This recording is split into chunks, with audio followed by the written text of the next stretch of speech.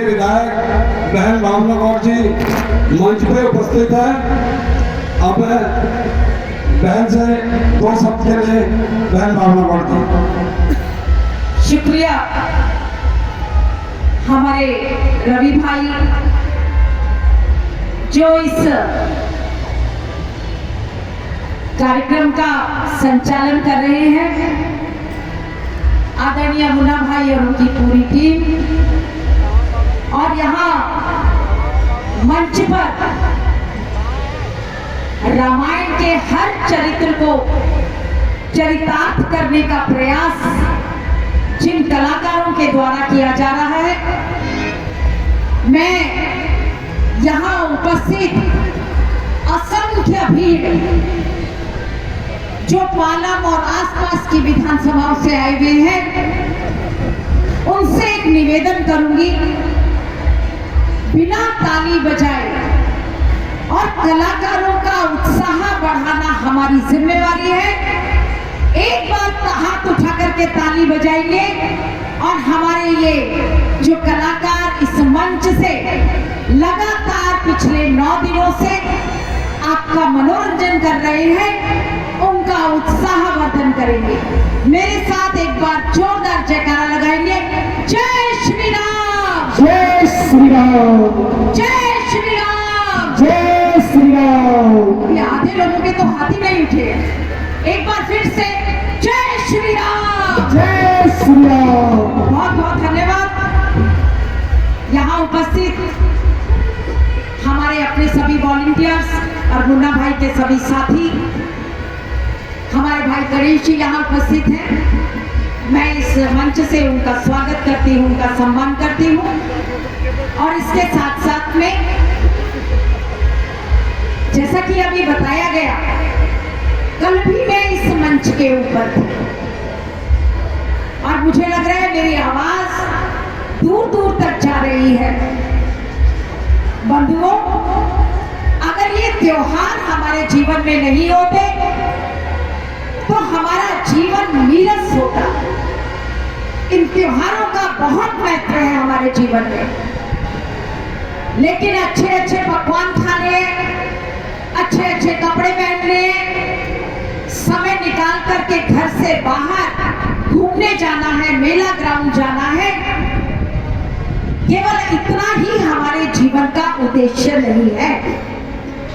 यहाँ इस ग्राउंड में आकर जब हम इन कलाकारों के द्वारा जो कोई राम का किरदार अदा करता है, कोई सीता का किरदार अदा करता है, तो उनको देखकर कुछ ना कुछ संस्कार का बीज हम इस ग्राउंड से अपने घर तक लेकर के जाएंगे और घर में जाकर अपने जीवन में उस संस्कार को धारण करेंगे।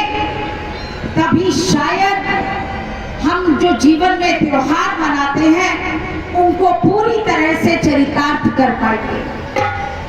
बंधुओं, मैंने कल भी ये बात इस मंच से कही थी, हम सब लोगों को बहुत सारी महत्वाकांक्षाएं होती है और हमारा जीवन ऐसा जीवन होता है जिसमें हम बड़े बनकर के जीना चाहते हैं। लेकिन मुझे एक बात बताइए कि बड़ा आदमी तो वो होता है जो हमेशा नीचे झुकता है। एक पेड़, एक वृक्ष, उस पर जितने ज्यादा फल लगते हैं वो उतना नीचे झुकता है। इस वाक्य को हम अपने जीवन में भी लागू करें। हम जितने गुणवान होंगे, हम जितने चरित्रवान होंगे, हम में जितना ज्ञान आएगा, वो सब चीजें हमें आपस में मिलके अपने मोहल्ले को, अपने समाज को, अपने देश को, अपने राष्ट्र को ऊंचा उठाने के लिए लगानी है। और एक बात जरूर मैं इस मंच से कहूंगी, हमारे भाई सब लोग चाहते हैं कि सीता जैसी पत्नी मुझे मिले। तो बंधुओं, सीता जैसी पत्नी चाहिए तो स्वयं आपको राम बनना पड़ेगा। सबसे पहले अपने भीतर राम के उन सब गुणों को लाइए जो वास्तव में वो राम, जो मर्यादा पुरुषोत्तम राम कहलाए। जो पत्नियां चाहती हैं, जो बहनें हमारी चाहती हैं कि मुझे राम जैसा पति मिले, हमारी उन बहनों को भी सीता जैसा किरदार निभाना पड़ेगा, तभी राम जैसा पति उन्हें जीवन में मिलेगा। जो हमारे भाई चाहते हैं कि राम जैसा भाई हो, सीता जैसी भाभी हो, तो वो यूं ही नहीं मिलने वाली। आप लक्ष्मण बनने का प्रयास कीजिए, सीता जैसी भाभी और राम जैसा भाई आपको जीवन में डेफिनेटली मिलेगा। बंधुओं, कुल मिला जुला करके आज दशहरा हम सब लोग मना रहे हैं। कल हमने रामनवमी मनाई, माता दुर्गा के दिन, शक्ति के दिन और जागृत दिनों में हम लोग जी रहे थे। आज असत्य पर सत्य की विजय, बुराई पर अच्छाई की विजय, हम अपने बालकों को भी ज्ञान दें, क्योंकि आजकल शायद हमने वो पढ़ाना छोड़ दिया। झूठ नहीं बोलना, सच्चाई का साथ देना है, आजकल बच्चे भूल गए हैं उन चीजों को। वो केवल और केवल अपने मोबाइल तक सीमित रह गए हैं। रिश्ते नाते ये सब चीजें बहुत दूर हो गई हैं। बंधुओं, मैं आपको कहना चाहूंगी इस मंच से, संस्कारों का अभाव हमारे जीवन में नजर आता है।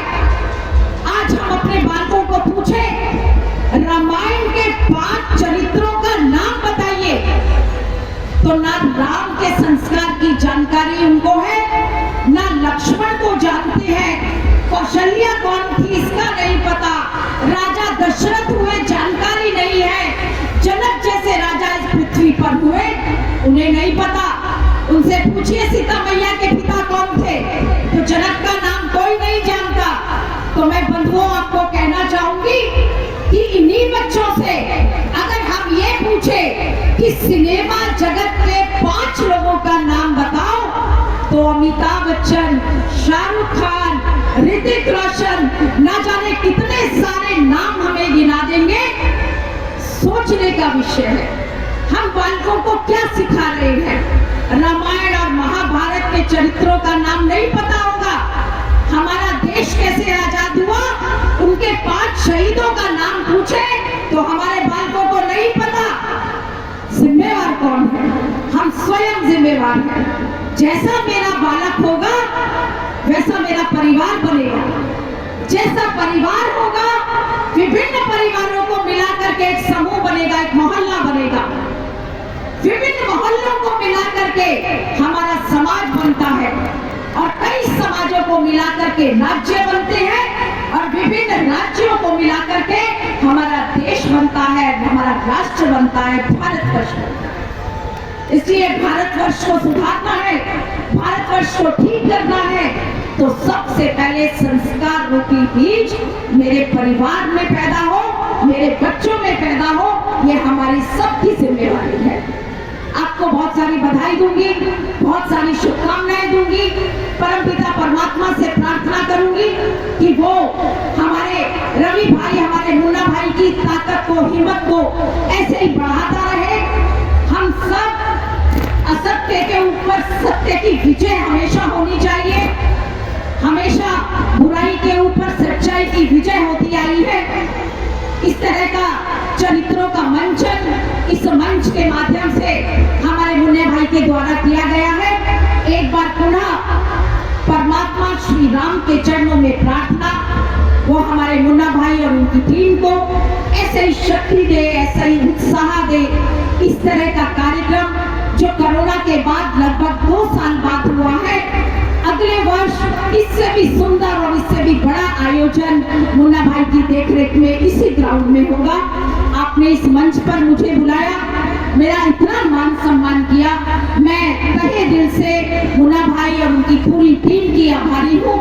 और सबसे ज्यादा आभारी हूँ मैं हमारे दिल्ली पुलिस के वॉलंटियर्स, हमारे दिल्ली पुलिस के सभी कर्मचारी जो पालम के इस ग्राउंड के अंदर व्यवस्था को व्यवस्थित करने में लगे हैं, उनको तहे दिल से मेरा धन्यवाद। यहाँ पे हमारे वॉलंटियर्स जो सब लोगों को संभालने में लगे हैं, मेला ग्राउंड की व्यवस्था बनाने में लगे हैं, उन सभी वॉलंटियर्स को भी मेरी तरफ से बहुत बहुत बधाई, बहुत सारी शुभकामनाएं।